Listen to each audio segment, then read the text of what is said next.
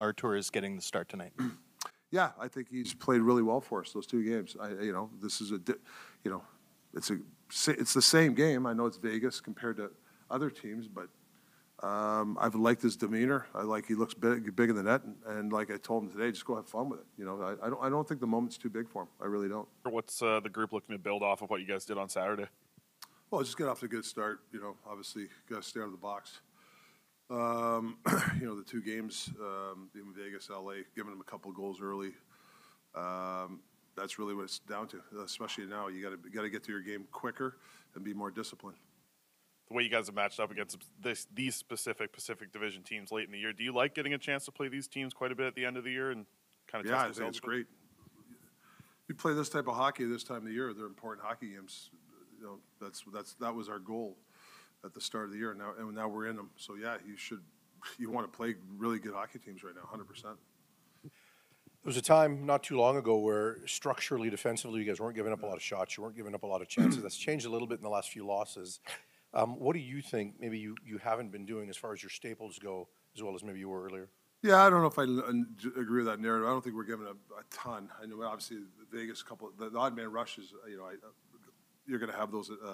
I hate those, but I thought for the most part, we're just a lot of teams are converting on their chances. We're not, so it looks bad. So we got to our conversion rate's got to get better, and we got to stay out of the box. And we're giving up too many power play goals.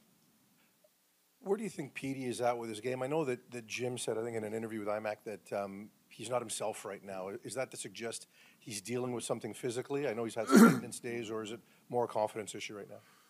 No, I don't think on the road trip. I thought there was some good stuff there. I think he's coming. We're at a stage. We're trying to find certain people to go, and I thought that line actually they've produced. They got us some goals, and you just got to keep sticking with it. So yeah, I think he's. I thought the road trip was pretty good actually. I think his game is coming. The process every day of trying to stay even keel. And yet there's the urgency of what's happening in the next couple of weeks. Just game today. Don't think about tomorrow. Can't think about 2 weeks from now. Worry about just today. We're a day-to-day team. That's the way we've approached it all year. But now that, because the stakes are higher, there's, now we're going, we're made the playoffs. Now it's like, there's a lot of who are we going to play? Who's going to play with who? Like, before it was just whatever's in front of the task at hand, tonight's game. Now it's getting, people's minds are wandering. Not saying just in general, because it's like we're going to a different level, right? Is that a challenge?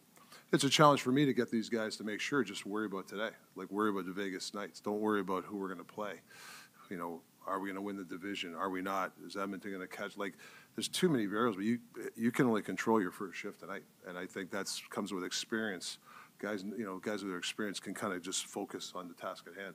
So I think it's important that our staff messaging, and it's got to come from me to make guys' minds not wander. Just worry about tonight's game. Is that experience related to trust as well? And what I mean by that, as a player out there, you have to trust your teammate.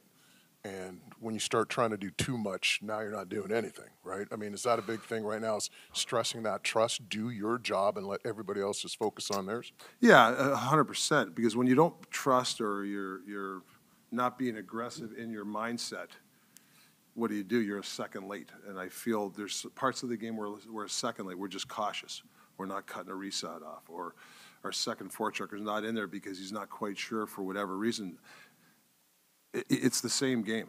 I hate to say it, it's October. You still got to play October hard like you're doing now. For some reason now, stakes are higher.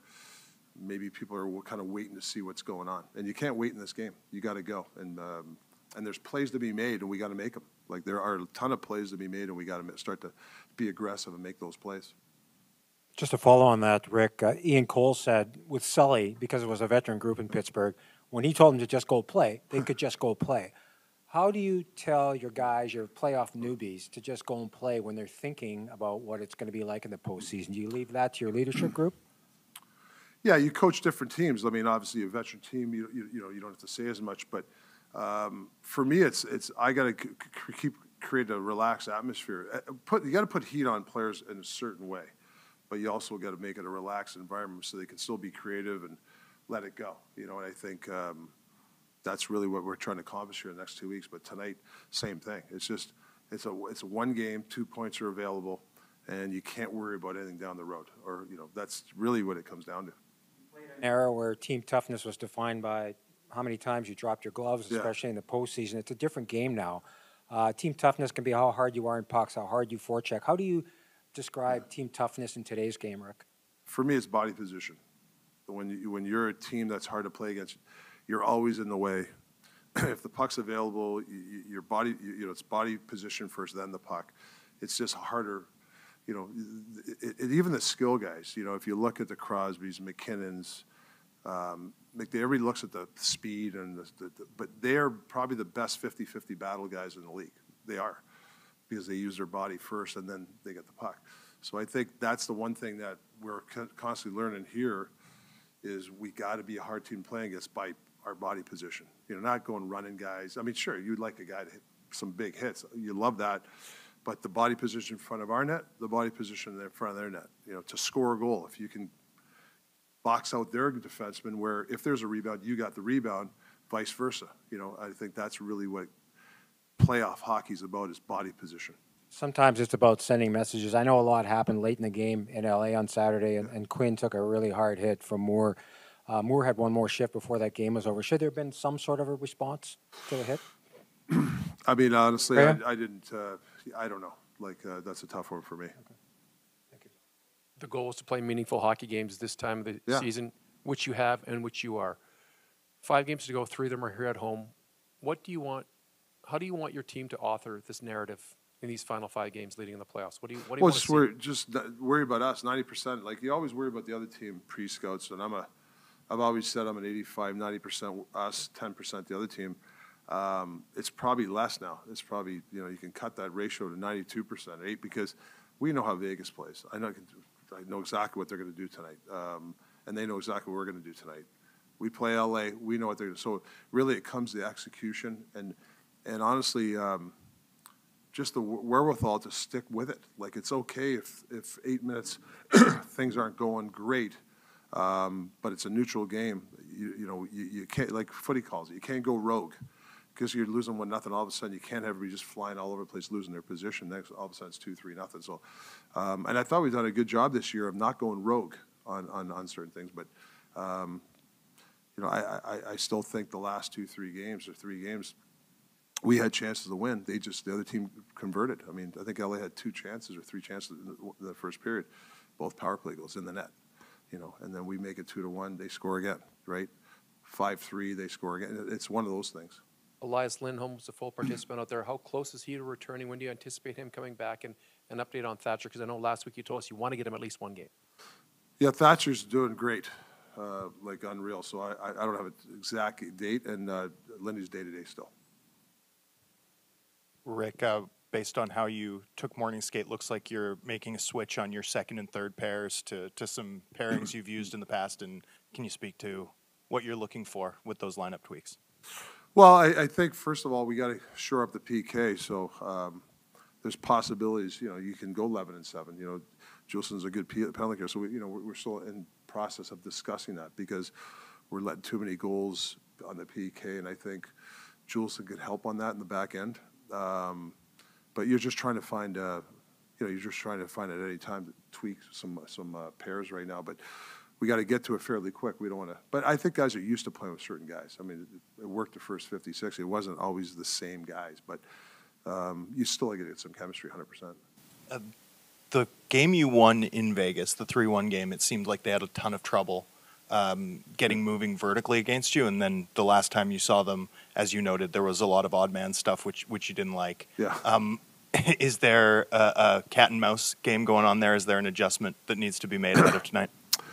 Yeah, there's a little cat and mouse. I mean, Butch is a really good coach, and he doesn't just, his system works, and he's a successful coach. So when it comes to, there's a couple things we might do a little bit different tonight, but it really comes down to execution. I mean, there's some plays there in Vegas and in LA, even in Arizona, where they were there and we just didn't connect, or we just didn't see it.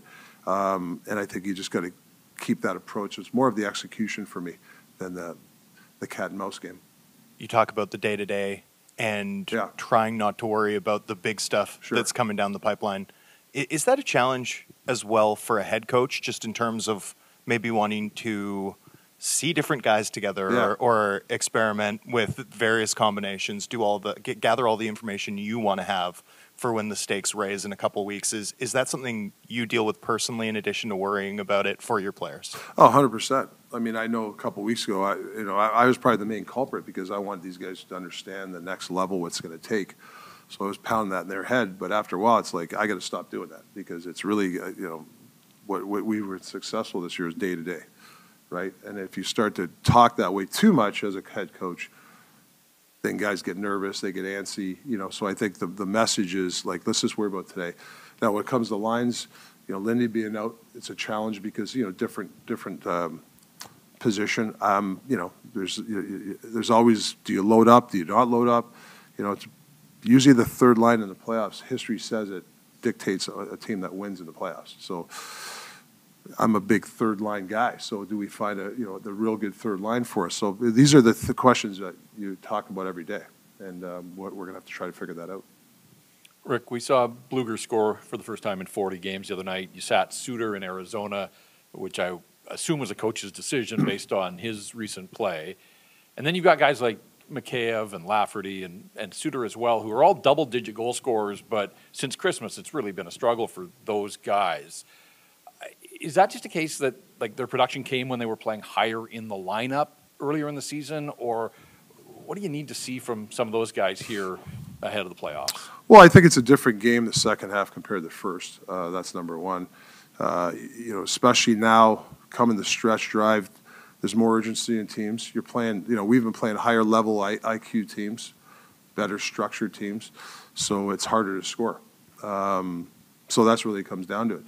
And then when you play higher, you do have to produce, and you're trying to find combinations. So, I'm a pair guy. I've usually had Bess and Millsy together, and Hoggy's been with Petey.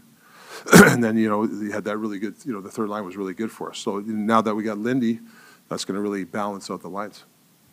Should some of those guys see Lindholm on the horizon coming back in, though, and, fear for their spot of the lineup, or like for those guys? Like, do you want that internal competition with 5 to go here as you try to set an optimal playoff lineup? Yeah, I mean, listen, that's like, and there's 4 or 5 guys. They're looking for ice time, But even back then, it's not like they were playing 17, 16 minutes. They were playing their time, almost the same amount of time. It seems like they were converting better for whatever reason. So, but you don't want them squeezing the sticks. Like they just got to continue to, sometimes it just wear and tear on the other team, keeping the forecheck, keeping the puck in their end, making their best players defend. I thought we did a good job of that the first half of the year. Those guys did a good job of doing that. That's what we got to get back to. And puts the Wolverines up 1-0 here in the first, and now we're going. Oh, I think you have to all these.